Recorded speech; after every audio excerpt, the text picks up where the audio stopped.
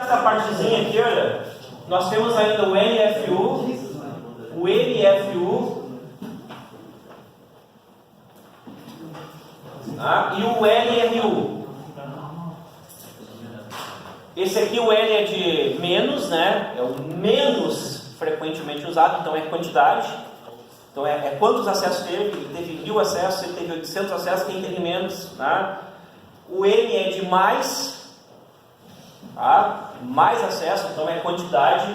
E aqui o LRU, que é o mais usado, é o de menos recentemente usado, tá? E daí é aquele que teve, digamos assim, olha, o acesso dele não é quantidade, tá? É aquele que teve o acesso feito há menos tempo no passado, distância, menos frequentemente usado. Então eu vou ver assim, olha, quem é que teve? Aqui teve um acesso desse, esse aqui e esse aqui, né? No tempo, assim, só que no tempo. Então quem foi menos recentemente acessado foi esse.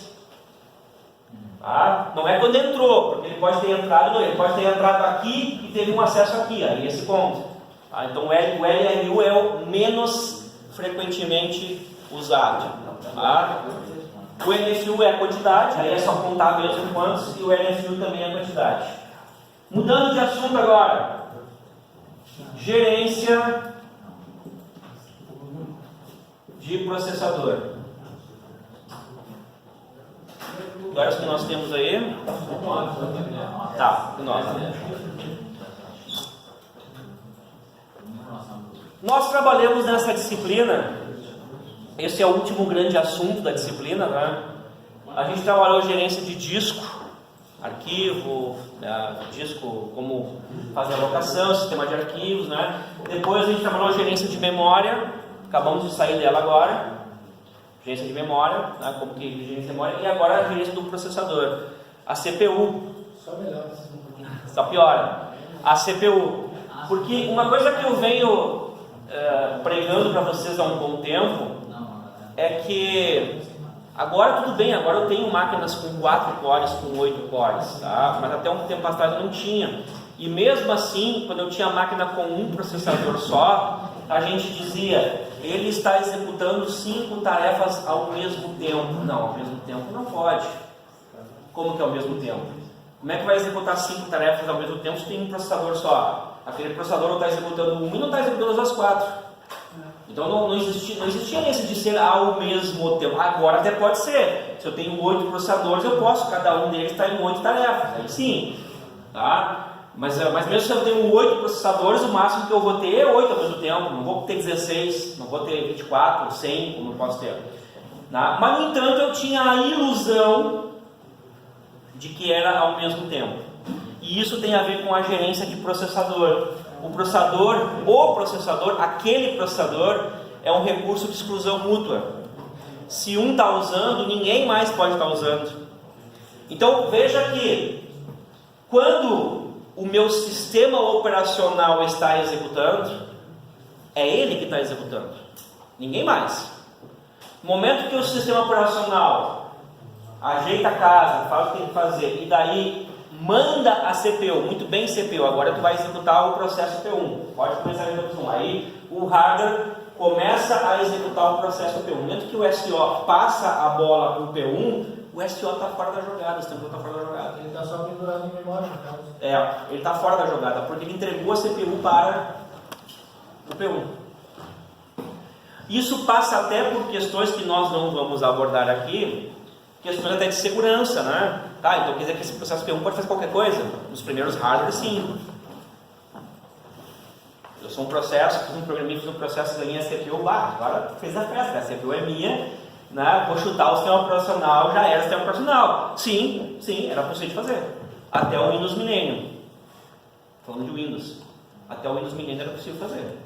O processo ganhava a CPU, agora a CPU é minha, dançou. Peguei para mim, não devolvo mais, podia. Até o Windows Millennium. Pena que eu não tenho Windows Millennium aqui para provar para vocês. Né? Windows 95, Windows 98, Windows Millennium. Da série Windows, que daí começou a usar mecanismos de proteção de hardware que o hardware já tinha desde o 386, mas só quem, porque o Windows esses Windows aí era para o usuário normal, então o usuário ganhou, vai pendurar para quê? Não tinha preocupação, né? E para servidor tinha o NT. O NT já era protegido. No Windows 2000, a Windows 2000 daí passou a ter proteção de hardware para todo mundo, tá? O Linux sempre teve, né? Porque é Linux. Linux é Linux, tá? Então, oi. Não sei se o senhor viu que teve uma onda essa semana de invasão em 2 servidores Zimbra. Não vi. Os caras estão usando uma falha no Ajax do Zimbra para botar todos os servidores vulneráveis. Todos os meus servidores. Ajax, aqueles infectantes. Não. Piada boa. Piada boa, essa foi uma piada boa. O que eu vi essa semana de. Era a briga dos Estados Unidos com a Huawei lá. Tá pegando feio o negócio lá, né? Mas isso eu não vi não. Não, foi bem pouco divulgado. Irrelevante agora. Bom, mas. Eu também não tô. Eu ando lendo muito, tá? É uma falha só do Zimbra, não é uma falha do Linux, né? Sim. E daí é uma aplicação. O Zimbra? Zimbra. A Zimbra, Zimbra do Rei Leão, daquele lá, não. Eu tô de sacaneando com você. Eu não sei o que é Zimbra. Zimbra é um servidor de e-mail.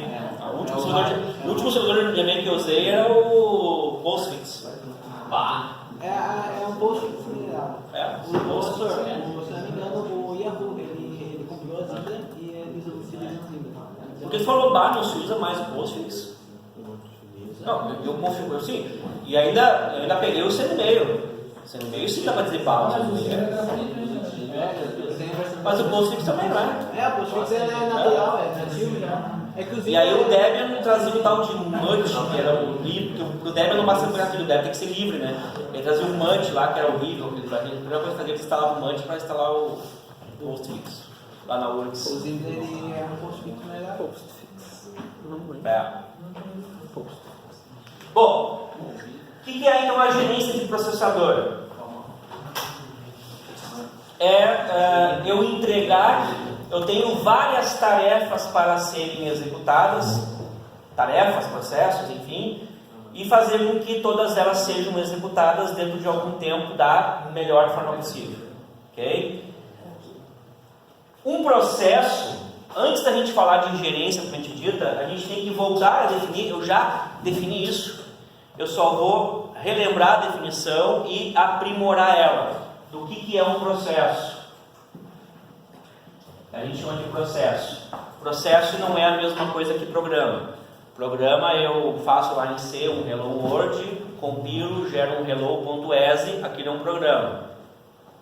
Está lá no disco. No momento que eu mando executar ele, aí este programa em execução se chama processo. Tá? Então eu posso botar lá 5 cópias do Hello World em execução, eu tenho 5 processos do mesmo programa. Então o processo é um programa em execução. Em execução agora também a gente coloca entre aspas, porque em execução quer dizer que ele está apto para executar, ele está lá para ser executado. Mas pode ser que ele não está agora em execução porque a CPU está executando um outro processo. Então a gente vai começar agora a melhorar um pouco essas definições, tá? Então, um processo que está, ele pode ter os seguintes estados. Tá? Ele pode estar o que a gente chama no terminal de pronto. Se um processo está pronto, quer dizer que ele está apto a receber CPU, ele pode executar, ele só não tem a CPU, mas ele está apto. Ele pode estar realmente executando.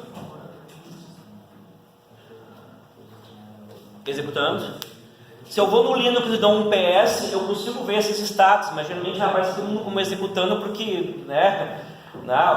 ele mostra que está todo mundo em execução, mas naquele microsegundo que eu vi, eu não tenho como pegar quem realmente está executando e quem não está. Tá? Ele pode estar bloqueado. Bloqueado talvez porque fez I/O. Vou dar um exemplo. Teu programa entra lá, teu programa fez isso. Vou usar C aqui, tá? C. Enquanto um for verdadeiro, um estabelecer um laço infinito. Não faz nada. Tá? Esse cara aí está sempre pronto para executar. Quando ganha a CPU, ele só executa. Tá? Só que daqui a pouco, de repente, por algum critério, vai só tira a CPU dele, porque agora, às vezes, o outro executar um pouquinho também, né? Aí ele passa para estado pronto. Está pronto para executar. Então ele fica entre pronto e executando, pronto e executando, pronto e executando. Tá? Agora, se eu coloco aqui, ó, enquanto for verdadeiro, e eu coloco get char, por exemplo, deu uma tecla, agora ele vai executar e fica esperando eu pressionar uma tecla.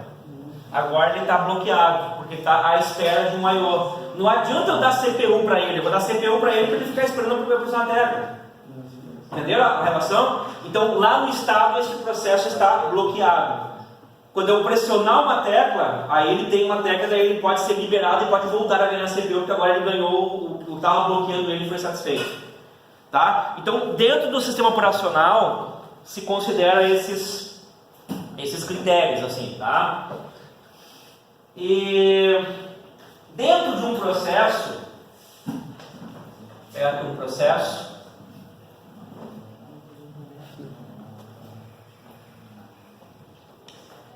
este processo, ele consome em memória algumas coisas. Por exemplo, depois podem se tornar páginas ou segmentos. A gente não estudou segmentos nessa disciplina. Apareceu em algumas respostas, o pessoal andou no Wikipedia, em livro, não estavam errados, mas estava fora do contexto. Porque segmentação é outra técnica e até o Pentium se usava a técnica misturada à paginação. Eu estou falando isso porque apareceu nas respostas, tá? Porque eu nem abordei. Tá? Até o Pentium se usava a segmentação paginada, misturava a paginação com segmentação, eram as duas coisas juntas. A partir das arquiteturas de 64 bits não se usa mais segmentação. Os registradores de segmento, alguém ouviu falar de segmento? Não viram, né? Ah, pois é, não abordei, mas os registradores de segmento que tem para isso, a partir da arquitetura de 64 bits, ficam sempre zerados. 64 bits. Mas até o Pentium, na verdade, isso que a gente viu era uma meia-verdade, paginação. Era a paginação e mais a segmentação. A gente não abordou a segmentação. E eu digo para vocês, que bom! Que bom! Né? Mas daí, alguns vieram pedir dica de livro, eu falei, olha, tá, vou dar dica de livro, vai com cuidado. Aí o pessoal foi e daí veio uma resposta lá, paginação segmentada, porque pega o segmento e eu, meu Deus do céu, pessoal... Não é que está errado, tá? Só que saiu completamente do contexto da disciplina e pegou outros assuntos que, mesmo estando corretos, a gente não abordou. Vocês não sabem nem o que é um segmento, a gente não viu o que é um segmento de memória. O que é o registrador CS, DS, ES, não vimos isso. SS. Então por isso que isso aí fugiu completamente da disciplina. Então, cuidado, né? A gente viu só paginação, a gente não viu paginação segmentada e nem veremos. Lembra que eu falei? É a pontinha do iceberg. Tá? Mas um processo, ele tem, para funcionar, algumas áreas que são muito bem definidas. Tá? Ele tem, por exemplo, o que a gente diz que é uma área de código. Quando o programa estiver em execução, quando ele virar um processo, o código dele vai estar na memória. Ou em disco, né? Memória virtual ou em disco. Mas ele vai estar lá em páginas de memória, o código dele. A gente vai fazer uma relação simples, eu só compilei meu programa lá e meu programa deu 16K. E eu sei que, na verdade, o tamanho de uma página é 4K, falei isso para vocês, na prática, mas é 4K. Então a gente pode até dizer, olha, o meu código ocupa 4 páginas. A gente fez brincadeiras com isso, né? Páginas para... Então o meu código ocuparia 4 páginas, e é isso mesmo, sem colocar a segmentação do jogo. Tá? E aí tem uma outra parte, que são os dados.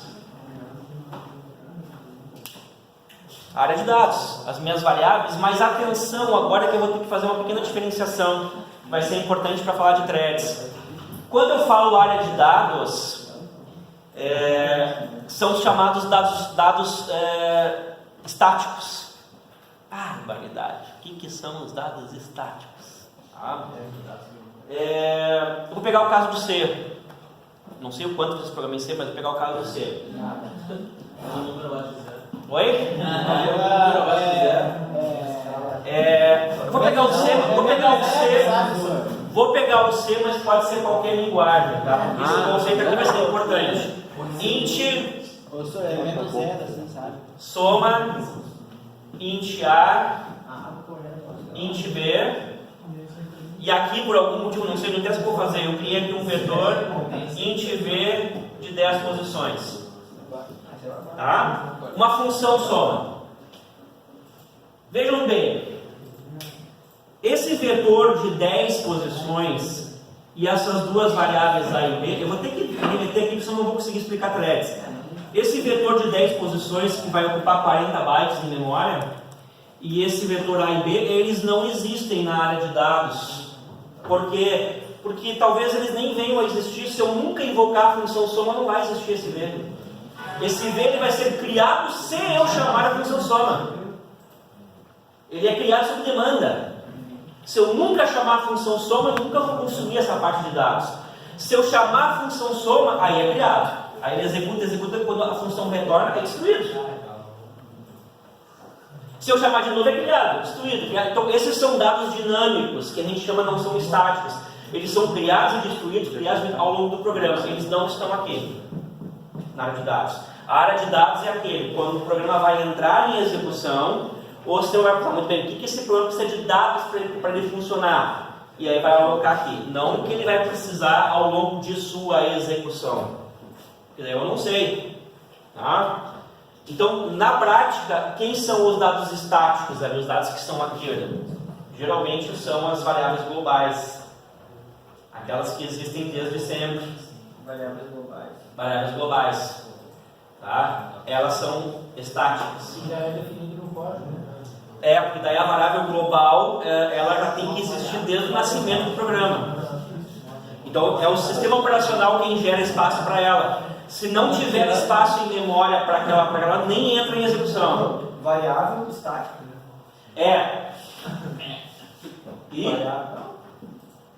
Estática porque quer dizer que ela é criada uma vez só e nunca mais é destruída. E as variáveis globais são assim. E variável, as dinâmicas, elas são criadas e destruídas, criadas e destruídas quantas vezes necessário. Então as variáveis locais de uma função são dinâmicas. Globais ou locais? Globais. As locais de um programa são dinâmicas. Para quem tem dificuldade com C, se eu fizer isso aqui, agora ela está lá dentro. Que agora ela é criada uma vez só.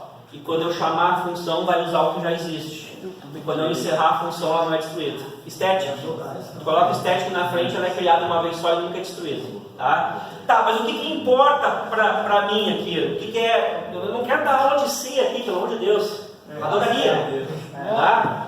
Depois até posso, para quem tem interesse, pode jogar uns vídeos que eu tenho em C ali sobre estruturas e tudo. Tá? Mas não é só que... O que eu quero que você saiba aqui é que todo programa, pode ser em qualquer linguagem, tem esse comportamento de variáveis automáticas que são criadas, destruídas, criadas quantas vezes necessário, e as variáveis estáticas que elas nascem junto com o programa, existem durante toda a vida do programa e só são destruídas quando o programa encerra. Tá? Então aqui são as variáveis estáticas. Por exemplo de estática, as globais. Outro exemplo, aquela só coloquei o static na frente. Para essa brincadeira de cria, destrói, isso é feito na pilha. A pilha do processador. Pilha mesmo, nem pilha, desempilha, mesma coisa. Não temos tempo para entrar nesse mérito, tá? A pilha... Quer que eu entre? Não. A arquitetura 2 é minha praia. Por favor. Vou embora. Por favor. Tá? Senhor, por favor. Daqui a pouco eu entro aqui e termino lá com a teoria das cordas do ultimato. Aquele esquema que vai entrar na fila, né? Isso. Né? Tá? Acabou? Vamos entender aqui como uma pilha ser um grande temp, onde eu posso criar coisas e destruir folhas, criar coisas e destruir folhas como eu bem entender. Tá? Quem é que está na pilha? Quem é que vai na pilha? Eu estou tentando ver até onde eu devo ir para vocês pegarem o conceito de threads. Tá? O que vai na pilha? As variáveis locais dos programas vão na pilha. Passagem de parâmetro vai na pilha. Quando eu passo o parâmetro de uma planta, vai na pilha, eles são empilhados. Passagem de parâmetro vai pela pilha. Retorno da função também vai na pilha. Tá? Então a pilha é um grande tempo. Que é o de tudo que vai ter que ser executado. Isso. Mas em termos de dados, tá? Se é necessário ser estático, ele passa por dados aí. Isso. Ele sempre passa por O estático é tudo aquilo que o sistema operacional tem que criar quando o programa nasce. Tá, ou quando eu fiz uma alocação de memória com uma lock. De qualquer forma, ele passa pela pilha, ou não? Não, o estático não. Ele vem junto com o código, ele já manda os dados. Isso. Exemplo. Variáveis globais estão aqui dentro. Variáveis locais vão ter aqui dentro. As globais sempre existem. As locais só vão existir quando eu chamar a função, quando encerrar a função. Então aqui é uma brincadeira contínua de cria variável, destrói variável, cria variável, destrói variável. É aqui, na pilha. Tá? É um grande tempo. Tá? Um programa tem essas três partes pelo menos. Inclusive até para quem viajou com segmento, tem lá o registrador SS, Stack Segment, segmento de pilha. O DS, Data Segment, registrador de dados, e o CS, Code Segment, registrador de código. Segmentação existe, é usado, mas não vamos entrar. Não precisa para entender. São três partes do programa? São três partes do programa. Não é processo. De um processo. Aí. Tá. De um processo. São três partes de um processo. Tá? Ele tem essas três partes. Então o programa começa a executar aqui, né, em memória, cria variáveis aqui, executa, cria mais variáveis, destrói à vontade e as variáveis que existem ali. Tá? Só que um processo para estar em execução, além de ter essas três áreas que representam o programa, precisa ter mais uma, que é chamado contexto. O que é contexto? Contexto é tudo que o sistema operacional precisa saber e ele que alimenta aqui para colocar o programa em execução. Por exemplo, tabela de páginas do processo. Aqui, tabela de páginas. Qual página para qual frame? Né? Aqui, isso não é uma área. Outro exemplo. Se quando estava executando, daí parou de executar e foi executar um outro processo. Quando voltar a executar, continua em que ponto? Onde é que parou de executar? No contexto. Qual foi a última instrução executada? Para quando ele voltar a executar, começar a partir dali. Tá? Então, o contexto são informações que o sistema operacional coloca para poder lidar com o meu processo. E aí, dentro do contexto, dá para terminar. Existe o chamado PCB. Não é partido político. Tá? PCB, Process Control Block, ou aportuguesado BCP, Bloco de Controle de Processos. O que tem dentro desse PCB? O que tem dentro? Informações do processo, aquilo que for relevante para o sistema operacional, o identificador do processo, quem criou ele, quem é que tem permissão, né? Quanto que ele está usando de memória, enfim, as informações que o SO acha relevante para aquilo ali. Tá? Tabela de páginas.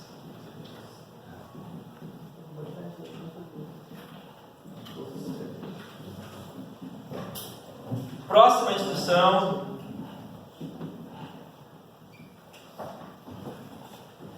Arquivos que estão abertos, né? Tudo aquilo que diz respeito à vida daquele processo. Para que quando a CPU for executar o SO saber, bom, aquele processo lá da última vez ficou tal arquivo aberto, então tem esse arquivo, né? E quando eu for encerrar o processo, também saber quais são as áreas que tem que limpar de memória, né? Então tudo faz parte do contexto, ok?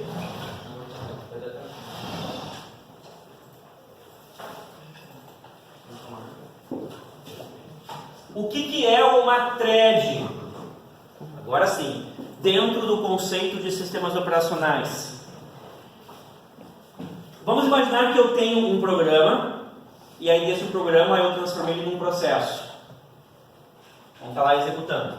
Pô, mas eu tenho vários cores, então eu quero aproveitar melhor os cores, eu quero que esse meu programa ocupe mais de um core. Então eu quero que ele tenha 4 processos, trabalhando em conjunto, os 4 ao mesmo tempo. Cada processo vai ter isso. Cada processo vai ter isso. Isso é caro, ocupa muita memória. Então o que é o conceito de thread? Threads é processo leve. Uma thread, ela é assim, ó. Processo P1, código, dados, e aí quando eu crio uma thread, agora eu vou pegar uma outra cor. Eu já estou vendo que eu não vou poder lançar o exercício agora, porque eu não consegui avançar até onde já está bem avançado o intervalo. E aí, olha, uma thread 0, ela teria aqui um BCP e uma pilha.